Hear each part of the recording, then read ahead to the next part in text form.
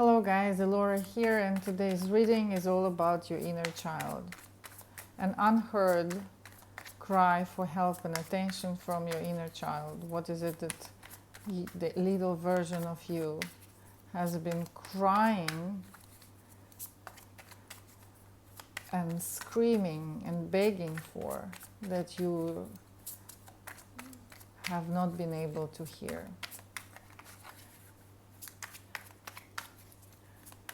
A message from within, a message from your inner child, a call from the subconscious part of you that always lives in the now because it knows no time. A message from your inner child, a cry for help that you have not been able to hear for one reason or another.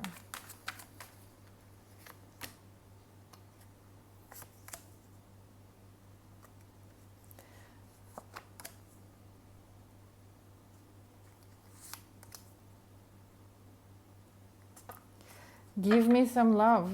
I'm cold and frozen here. I have been shut away, fragmented, left behind, alone, and forgotten. Please turn inwards and bring me back home. Reconnect with me. Take me in and embrace me back as a part of me. What happens when we grow up and shut certain parts away?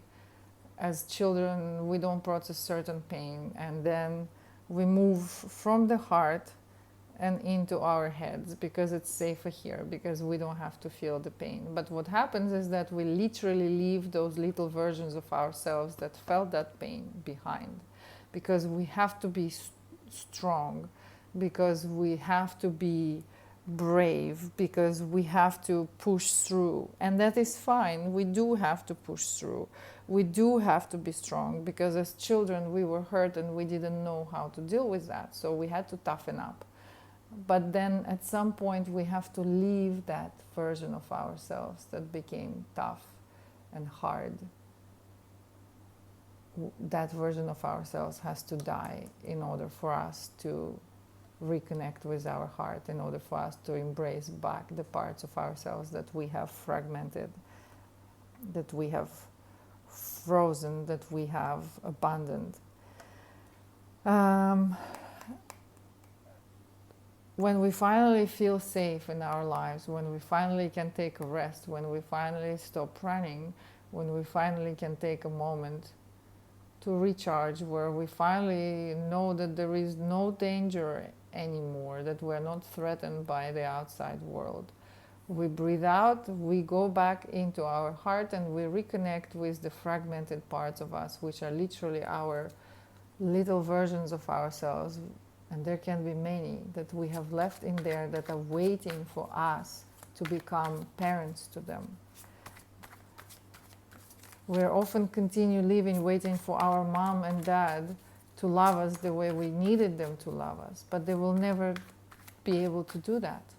The only person that can love the little you that needed that love is you. So those little versions of you will continue to live within you, waiting until you are mature enough to turn inwards and give yourself the love that you need. What else does your inner child want you to hear right now?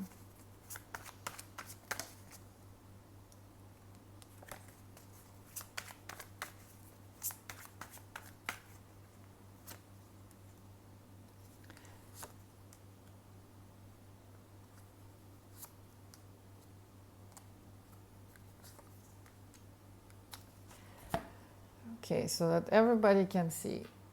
I am trapped in here, all alone, with no way out. This is literally how it works when we shut away versions of ourselves. As children, we couldn't process why my father had to punish me. As children, we couldn't understand why my mother always picked my sister and why wasn't I a favorite. And when we don't know how to deal with it, we hold on to this pain, we push it away, and then later on we forget about it. We turn into adults that no longer come back into our hearts, that no longer look back into those parts of us and say, hey, I can feel your pain now. I am here with you. And so what we do, we give ourselves or our little selves that sometimes act out in one way, another, we give them things. Hey, do you want that ice cream? Let's go shopping. I'll buy you something. But you have a nice home. Look where we are right now. Now we have this. I worked hard and I pushed through it. I was so strong. I have a nice, loving, and I have a nice, comfortable environment now. What else could I possibly need? We stop feeling and we turn into things. We turn into material world to try and feel that void. But that inner child is still trapped in there, waiting for your attention, waiting for you to become the parent.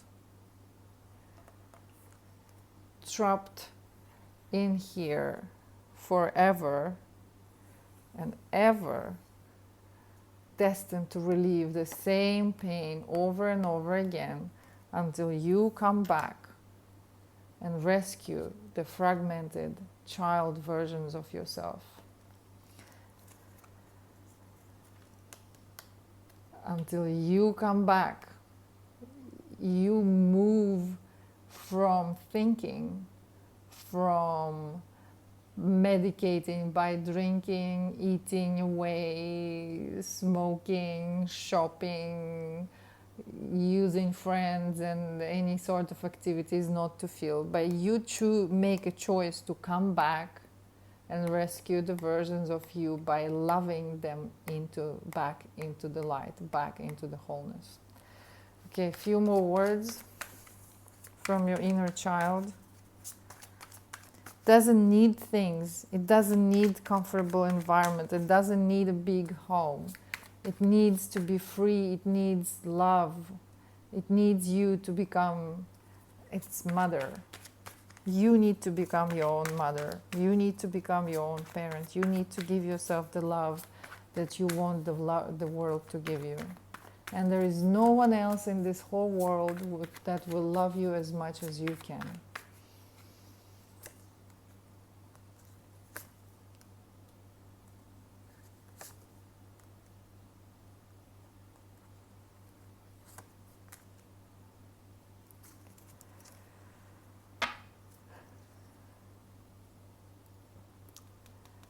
You won't have your joy and the desire to be the love for life, the desire to wake up every day and take a deep breath and bounce out of bed and be happy just to be alive, just because the sun is shining. This is all and everything to do with the way you were when you were a child. We bounced out of bed. We were happy just because the sun is shining. The more versions of ourselves we shut off because we didn't want to feel pain, the more versions of ourselves we trap inside instead of releasing them and embracing them into wholeness and loving them, loving those versions of ourselves, while we continue to call our little children that are constantly crying for attention a shadow self. They will be forever fragmented, they will be forever in pain. Imagine there is a little child of the age of 3, 4, 5, 6 sitting in the room and crying alone. Would you call the child a shadow? You wouldn't. You would come and embrace the child and ask him where are your parents and why you're sad. You would give him a hug. And that is what is happening inside of us. We're forever destined to relieve these things. We've constructed this life of being adults and these foundations for our life on a faulty, shaky foundation that can never survive, because it's based on not feeling, it's based on shutting off, it's based on cutting off, it's based on freezing, it's based on fragmenting. So you have to tear the walls apart, go back and rescue those versions of yourself that are trapped in there and love yourself back into wholeness. Because that is where the joy resides. And it will take time, and it will take perseverance, and it will take persistence, and it will take consistency, because your inner child or your inner children have been there alone for so long that you will have to prove them that no matter what, you will show up every day. Okay, let's have a look at the advice for you on how to do this. Best way to do this. There's so many ways to work with this emotional release, trauma release, inner child work. So many things, from professional help to the things that you can easily do at home. So, advice. Best way for you to deal with this.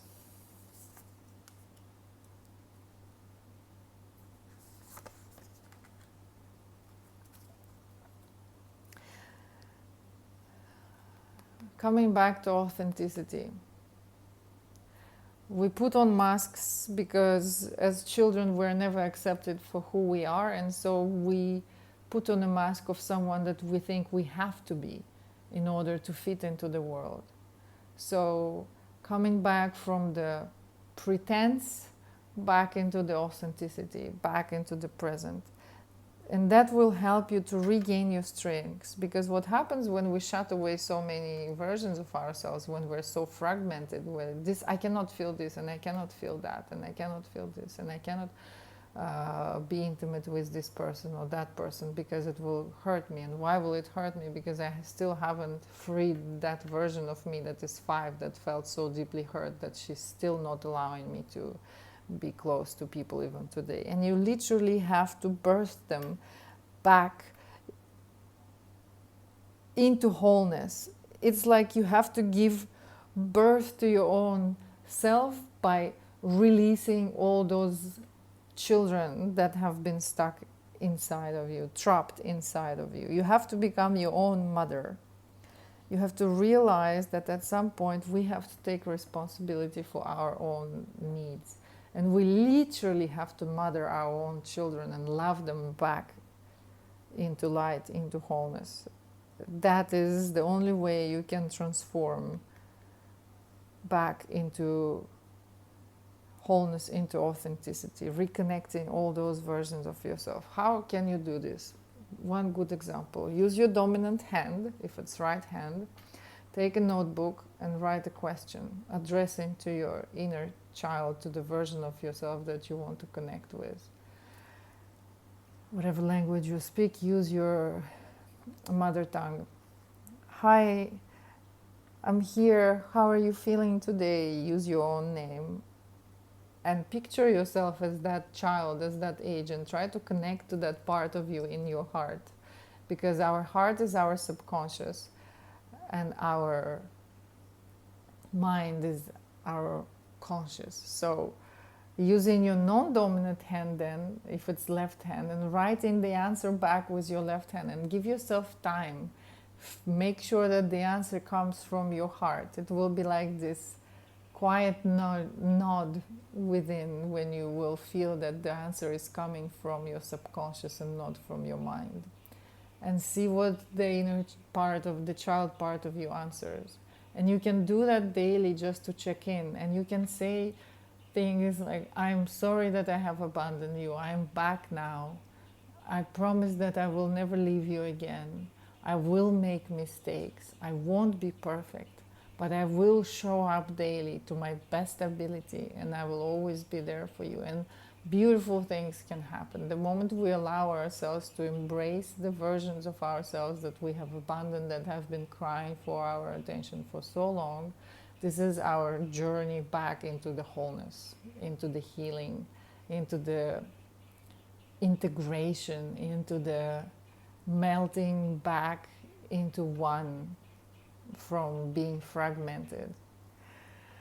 Okay. Thank you for being here. I hope you have received the message. This was Elora, and have a wonderful day.